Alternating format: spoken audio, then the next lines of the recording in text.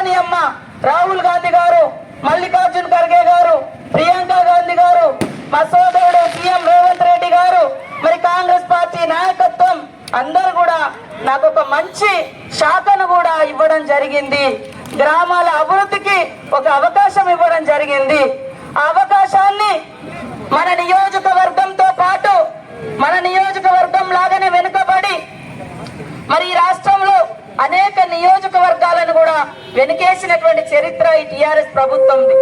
కేవలం నియోజకవర్గాల అభివృద్ధి అంటే సిద్దిపేట, సిరిసిల్ల, గజ్వేల్ అనేటువంటి నమూనాలో చూపించారు తప్ప ఏ ప్రాంతాలకు వాళ్ళ యొక్క 3 నియోజకవర్గాలతో సమానంగా నిధులు ఇవ్వలే. కాబట్టే ఇంకా రాష్ట్రంలో అంతరాలు ఉన్నాయి. రోడ్డు లేని గ్రామాలు ఒక దిక్కున్నాయి, తాగునీటి లేనటువంటి పరిస్థితి ఒక దిక్కుంది, మరి కరెంటు లేనటువంటి గ్రామాలు అనేకం ఉన్నాయి.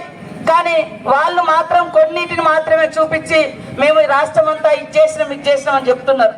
ఒక్కసారి ఆదిలాబాద్ నుంచి అచ్చంపేట వరకు ఈ గోదావరి పరివాహకంతో పాటు ఇంకా మరి దక్షిణ తెలంగాణలో ఉన్నటువంటి అనేక ప్రాంతాలను చూస్తే వాళ్ళకి తెలుస్తుంది ఇంకా అభివృద్ధి చెందినటువంటి గ్రామాలు ఎన్నున్నాయో, నియోజకవర్గాలు ఎన్నున్నాయో.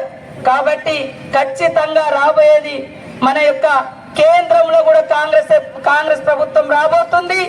అదే విధంగా రాష్ట్రంలో కూడా మరి ఒక విజన్ ఉన్న నాయకుడిగా రేవంత్ రెడ్డి గారి ఆధ్వర్యంలో రాష్ట్రాన్ని, రాష్ట్ర ప్రజలకు ఇచ్చినటువంటి ప్రతి వాగ్దానాన్ని అమలు చేస్తూ అద్భుతంగా ముందుకు తీసుకెళ్లడం కోసం మీ అందరి యొక్క సలహాలు, సూచనలు, సహాయ సహకారాలు అవసరం. రాష్ట్ర అభివృద్ధిలో కీలక పాత్ర పోషిస్తూ గతం కంటే గతంలో కూడా ఎప్పుడు నేను ఖాళీగా ఉండలేదు.